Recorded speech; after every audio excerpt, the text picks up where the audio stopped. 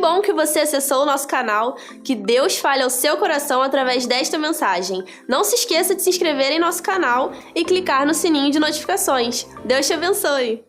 Chegamos hoje no versículo 4 de Mateus, capítulo 5. Eu quero que você leia comigo. É um versículo muito pequeno e nós vamos meditar nele nesta noite. Mateus 5, 4, juntos. Felizes os que choram, pois serão consolados. Só as mulheres. Felizes os que choram, pois serão consolados. Só os homens.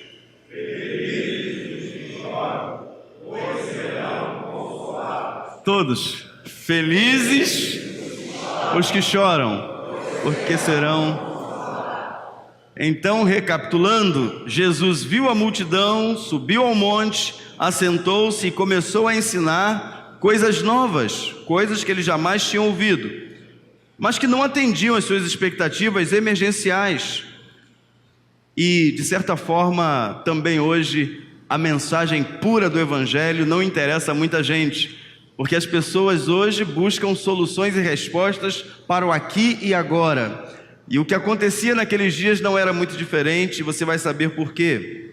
Nossas expectativas para irmos a Jesus sempre estarão diretamente ligadas ao hoje, ao aqui e agora. Mas já aprendemos que diante de Jesus e seu ensino, nossa postura precisa ser outra. Jesus vai sempre elevar o nível da conversa.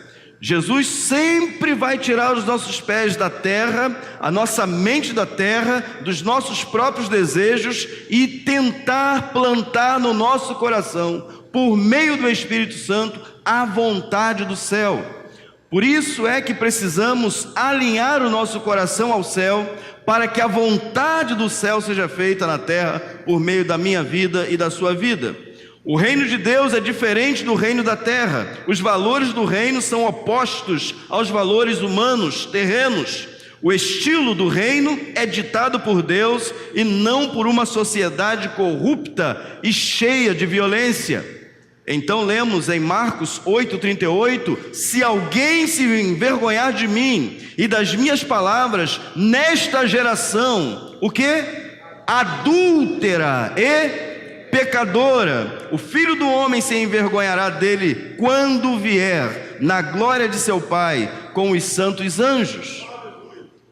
Quem aqui está aguardando a volta do Senhor? Você está aguardando a volta do Senhor?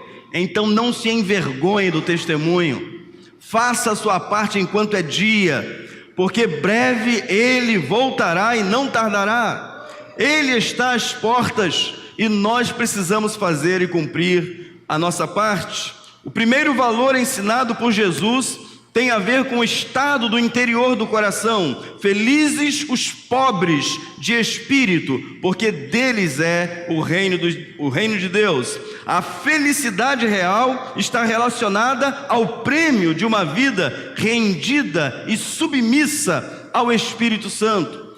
Qualquer pessoa, seja ele rico, classe média ou pobre, ou paupérrimo, sem bem algum, qualquer pessoa pode ir a Jesus, porque ninguém nasceu nas condições que ele nasceu.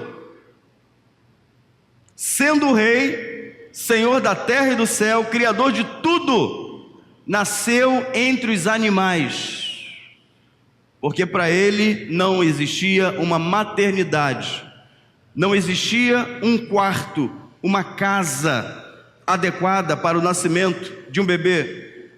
Tenho certeza que por mais pobre que tenha sido o nosso nascimento, o meu e o seu, não foi numa manjedoura que a nossa mãe nos teve. É bem verdade que antigamente até na roça se ganhava um bebê, mas por uma circunstância, não que a pessoa não tivesse uma casa ou um lugar adequado para isto. Deus espera que os seus filhos sejam pobres de espírito. Quem são os pobres de espírito? Aqueles que se curvam ao Espírito de Deus. Aqueles que ao lerem a palavra e verem que aquilo é um desafio para ele, ele simplesmente faz como as plantas que estão no campo. O vento bate e elas se inclinam. Assim é o pobre de espírito. É a figura do servo, do escravo. Quando o seu senhor ordena, ele vai lá e faz. Não importa se é madrugada, não importa se é noite, não importa se é dia, não importa se descansou ou não descansou. Quando o Senhor ordena, o servo vai lá e faz. Porque ele não pode dar desculpas. Esta é a figura daquele que é feliz, como o exemplo das plantas frágeis do campo, que ao serem tocadas levemente pelo vento, se inclinam. Assim também é o pobre de espírito, ao ouvir a doce voz do Espírito Santo. A Bíblia tem um verso muito interessante: não resistam ao Espírito, não extingais o Espírito. Hoje, se ouvirdes a sua voz, não endureçais os vossos corações. Imaginem um povo imenso, no rumo certo, Canaã está logo ali, e Deus perceber que o povo não entraria, porque eles eram incrédulos, mesmo vendo tantos sinais e maravilhas, não entraram. Mas nós entraremos nos céus pelas portas. Você entrará no céu pelas portas? Porque você está no caminho. E quem está no caminho precisa ser humilde, pobre de espírito, que se inclina para a vontade de Deus. Felizes de verdade são estes que, ao ouvirem a voz de Deus em sua palavra ou ao coração, se inclinam em obediência amorosa e cheia de temor. Lá em Salvador, quando fomos conversar com a nossa filha Maria Alice, que nós estávamos saindo de Salvador e vindo para o Rio de Janeiro, e vindo para Maricá, ela disse assim: como assim? E a gente estava assistindo naquela época, pela 15ª vez, a série de Moisés, e quando Moisés apareceu, ou quando Deus apareceu numa sarça, e eu disse para ela assim: Maria, você acredita que Deus falou com Moisés? Creio, acredito. Creio que Deus falou com Abraão? Creio. Creia também que ele falou com seu pai. Aí ela: então tá bom. Deus fala contigo? Sim ou não? Fala. O nosso Deus fala. Ele fala por meio da palavra, ele fala ao seu coração. Nesta noite, ele está falando ao seu coração. É tão interessante que o Espírito Santo sabe o que você precisa. E às vezes a gente não prega nada do que você precisava, mas o Espírito Santo vai lá e faz a obra. Ele faz a obra. Se meu desejo como cristão é desenvolver o caráter de Jesus, se minha meta principal de vida é agir como Ele, então preciso tomar algumas atitudes muito práticas. E ensinamos que a primeira atitude que eu e você precisamos tomar é definir quem é o meu conselheiro. Quem se lembra disso? Salmo 1 nos diz claramente: bem-aventurados ou felizes aqueles que não ouvem o quê? O conselho dos ímpios, não se assenta e não se detém, antes tem o quê? Na lei do Senhor. Um dos atributos do Messias era que ele seria conselheiro. Se eu defino a Jesus como meu conselheiro, então eu vou caminhar na trilha dele. Mas se eu olhar ou perceber nas coisas, nas circunstâncias, nas insinuações das trevas para guiar a minha vida, então eu vou sair da rota das bênçãos de Deus, das maravilhas de Deus, e vou querer depois me apropriar de coisas que não estão no caminho de Deus.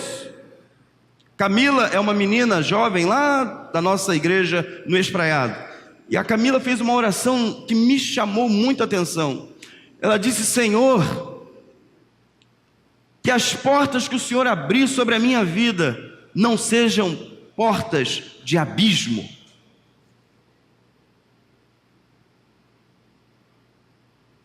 Sabe por quê, queridos? Deus dá a mim e a você o discernimento para saber quando aquela porta é de vida e quando é uma porta de abismo. Quer um exemplo? Quem é casado? Homem. Mulheres depois, tá? Quem é casado aí dos homens? Levanta a mão assim bem alto. Engraçado, todos eles levantaram sorridentes. Isso é bom. Quantas mulheres casadas? Seu esposo está aí do teu lado? Olhe para ele aí agora e fala assim: eu te amo, meu amor. Pode falar: eu te amo. Eu te amo. Aquela mulher lá do teu trabalho, cabelo molhado, cheirosa, estonteante, é laço. É laço. Sai fora enquanto é tempo. Corre léguas. Mulheres, aquele homem tão bonito, cheiroso, corpo atlético, é laço. A menos que seja o teu marido.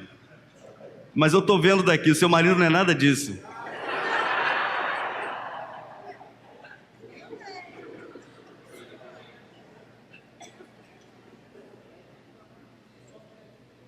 Ame o seu esposo, ame a sua esposa e sigam o conselho do irmão Arlindo nesta manhã. Eu perguntei: irmão Arlindo, quantos anos de casado? 63. Vamos fazer 64 esse ano. E aí, irmão Arlindo, qual o conselho que o senhor tem para esses jovens aí que se casaram hoje? Né, a Thaísa e o Leonardo. Qual o conselho que o senhor tem para eles? Nunca traia a sua esposa.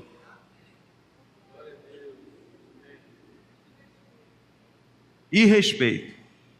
E respeite. Aí ele disse: é isso que eu tenho feito. 64 anos fazendo isso. Isso aí pula porque eu não faço, então. Ele também disse: ela faz a comida e eu lavo os pratos. Eduardo também faz isso? Que legal. Mas eu sou do tempo que... Primeiro que eu tinha 8 irmãs. Então quando José, o mais novo, chegava na cozinha, minha mãe falava. Olha, irmãos, eu compreendi essa mensagem como sendo uma bênção para a minha vida. Lugar de homem não é na cozinha. Saia daqui agora, José. Quando o almoço ficar pronto, a gente te chama. Aí eu saía. Então eu fiquei com esse bloqueio. Eu tenho um bloqueio.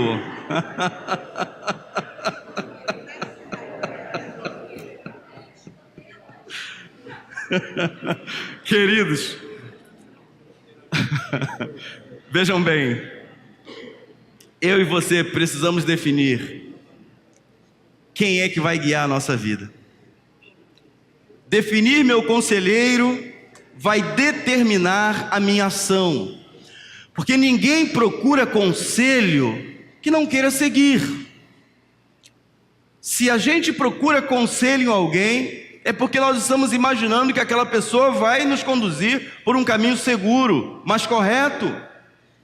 Definir quem é o meu conselheiro vai determinar a minha ação. Depois aprendemos que definir o manual que me guiará.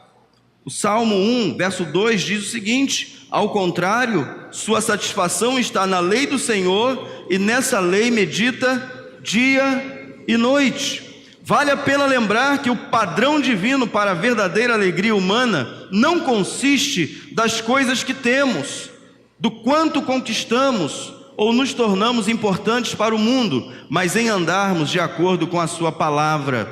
Sua satisfação está na lei do Senhor, e nessa lei medita dia e noite.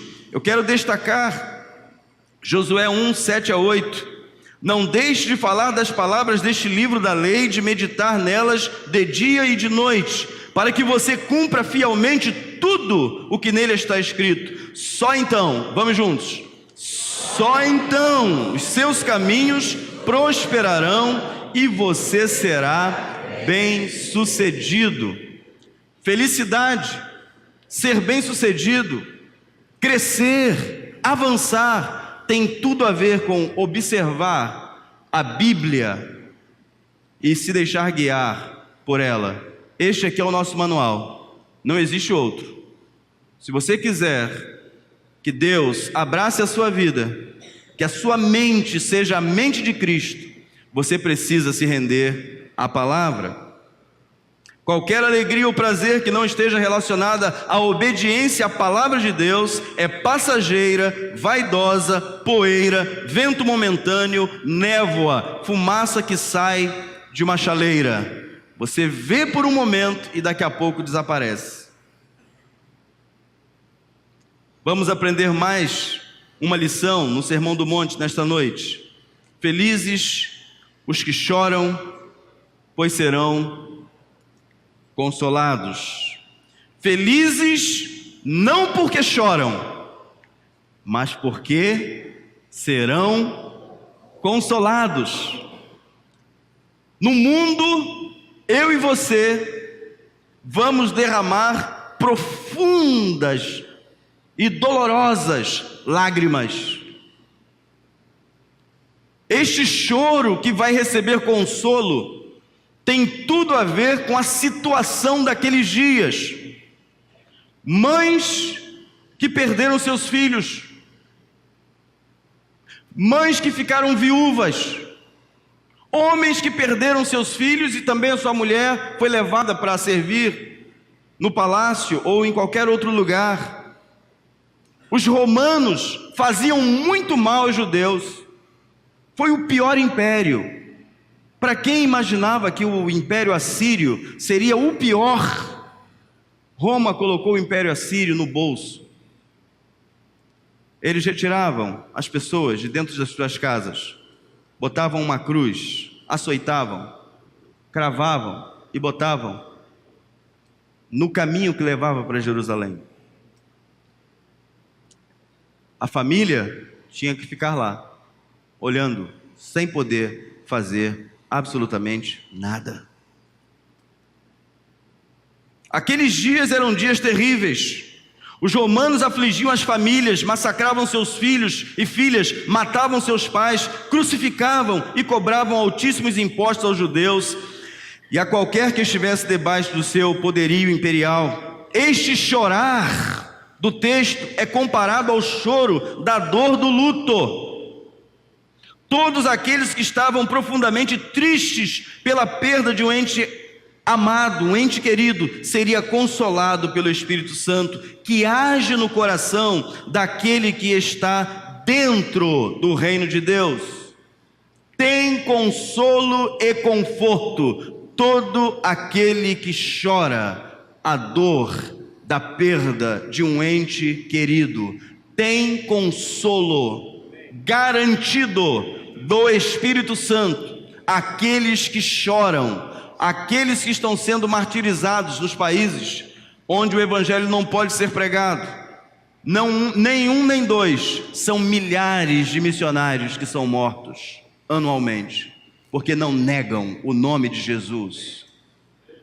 Suas famílias ficam chorando literalmente, mas recebem o consolo, porque sabem que o missionário que pereceu lá estava a serviço do reino que não é da terra, mas de cima. Aqueles dos quais o mundo não era digno.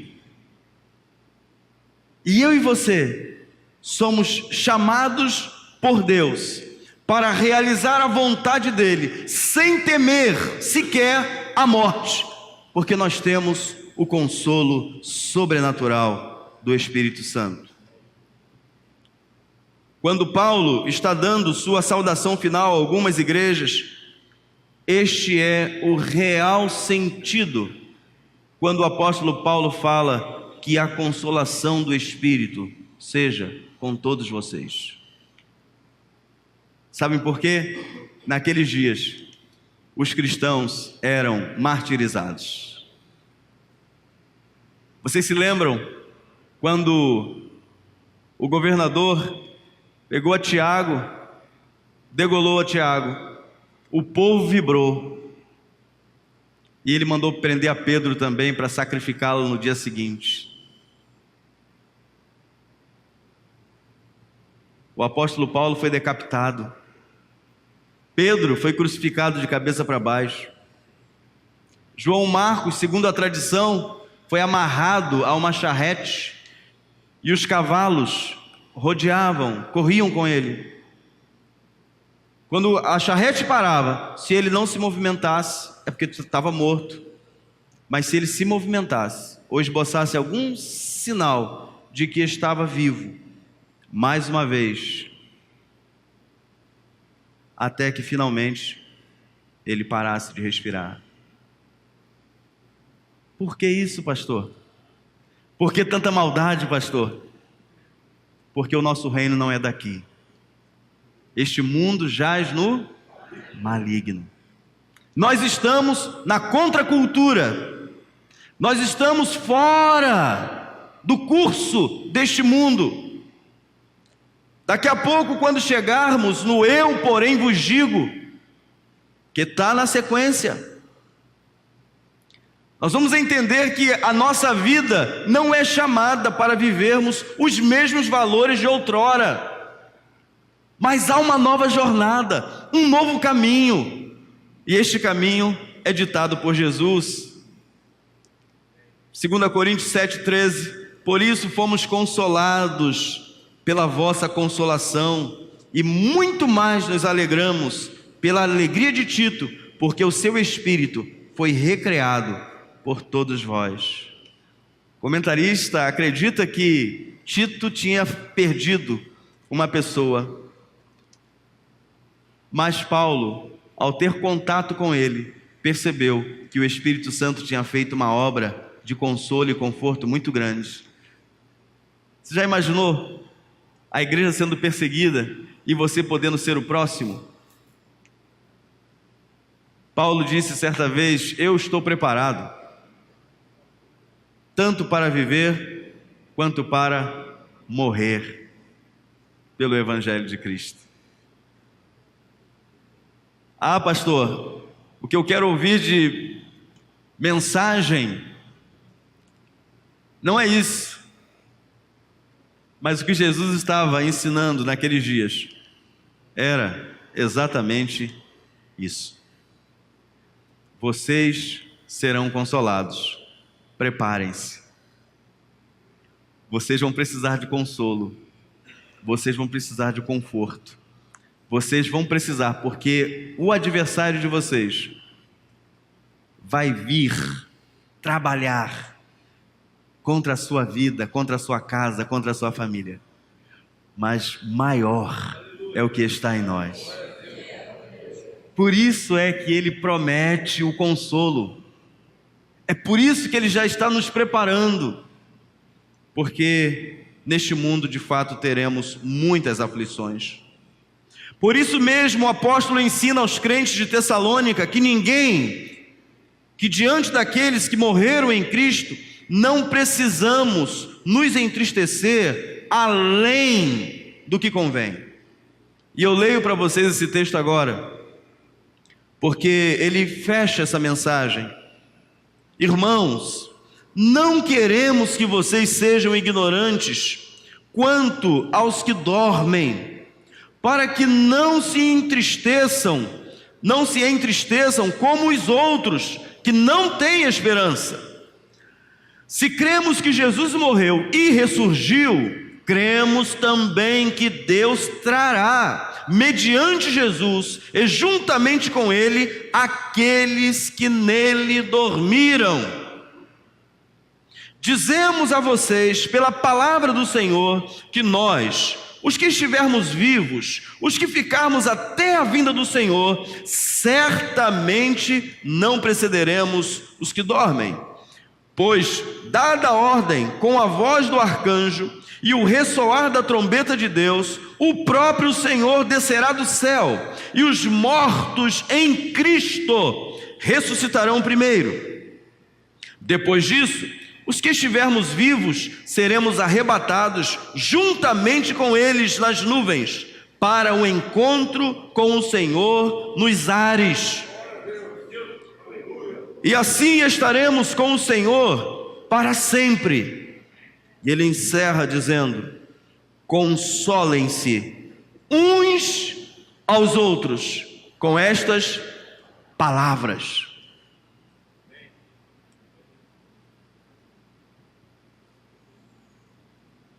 Consolo, conforto, encorajamento. Cristão não se desespera. Não. Agora, um cristão pode se desesperar se ele deixar a emoção dominar naquela hora.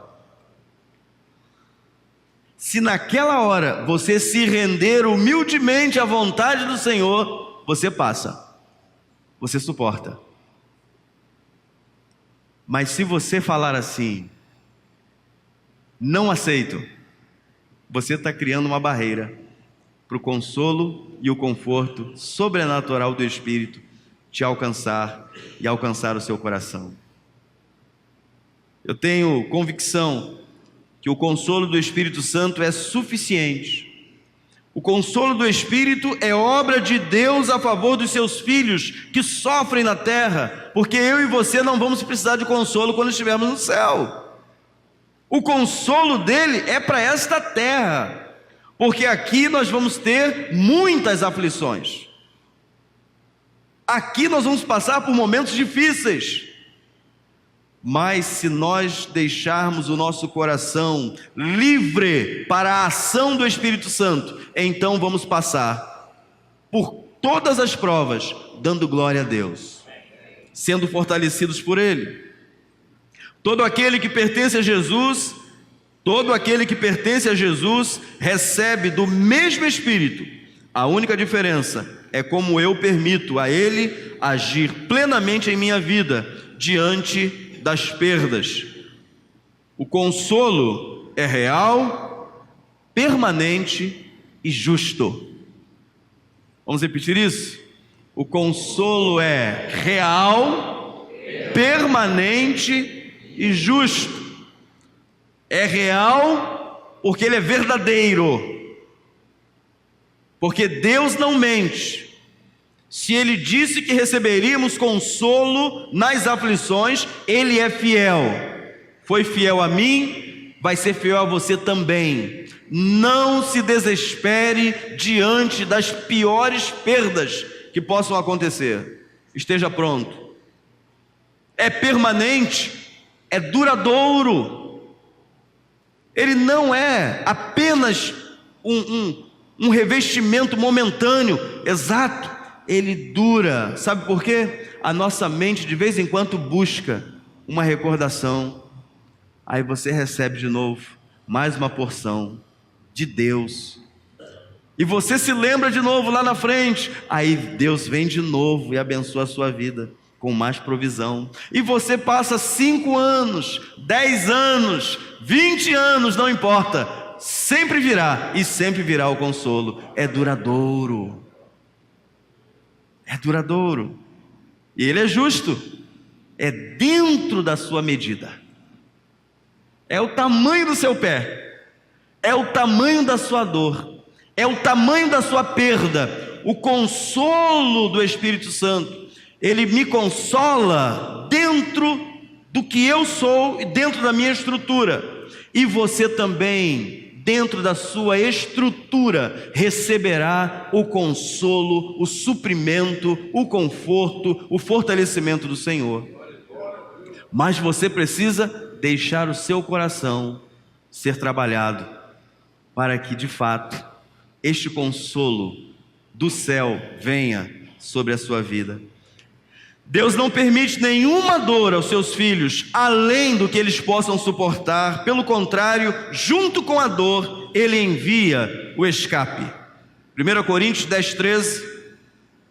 Não veio sobre vós tentação senão humana, mas fiel é Deus, que não vos deixará tentar acima do que podeis. Antes, com a tentação, dará também o escape, para que possais suportar.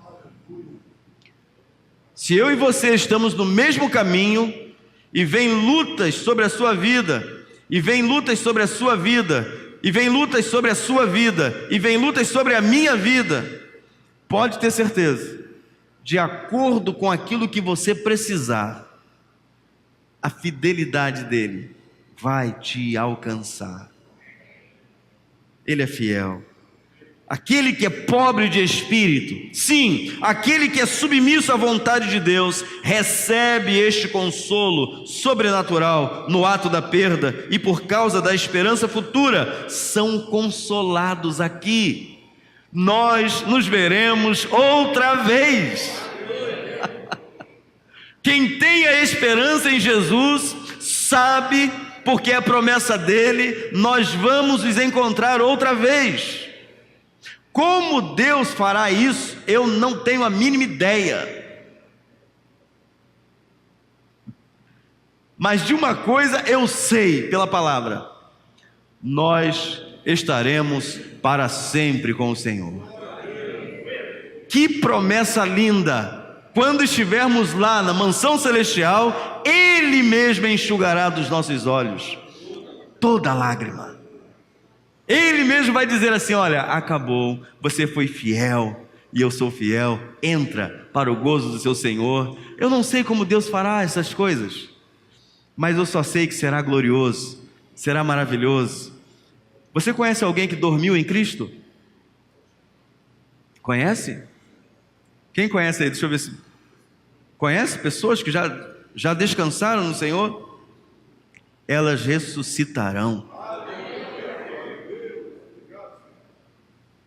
Nós as veremos outra vez.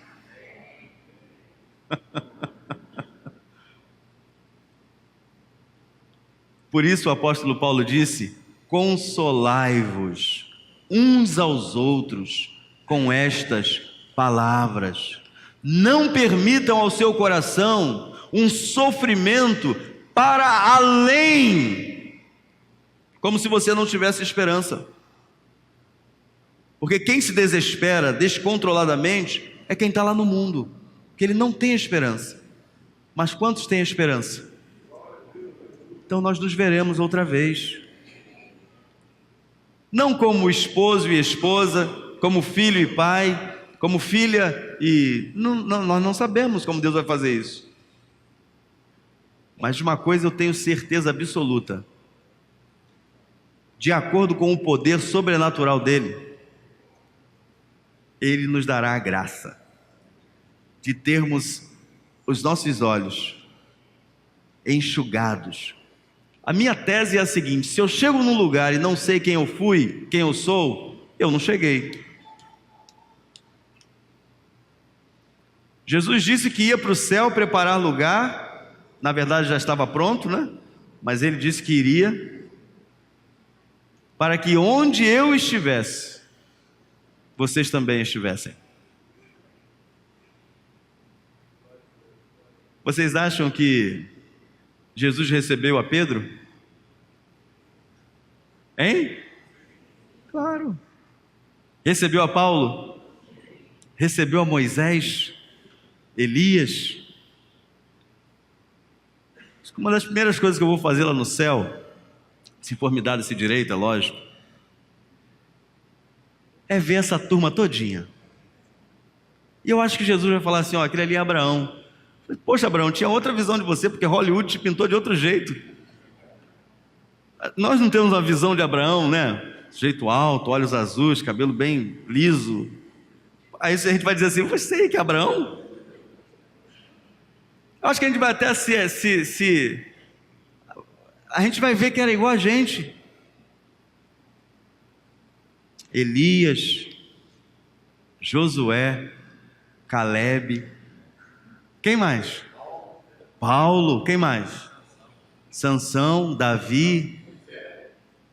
José, Jacó. Aí eu vou querer bater um papo com Jacó. Jacó, você era da pesada, hein, rapaz? Vai estar lá também. Meu pai vai estar lá. Minha mãe vai estar lá.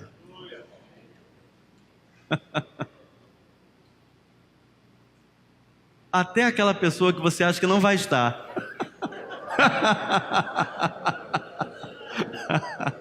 Não tem quando você chegar lá e você falar assim: é você aqui? Talvez você até diga assim: pô, tô no lugar certo.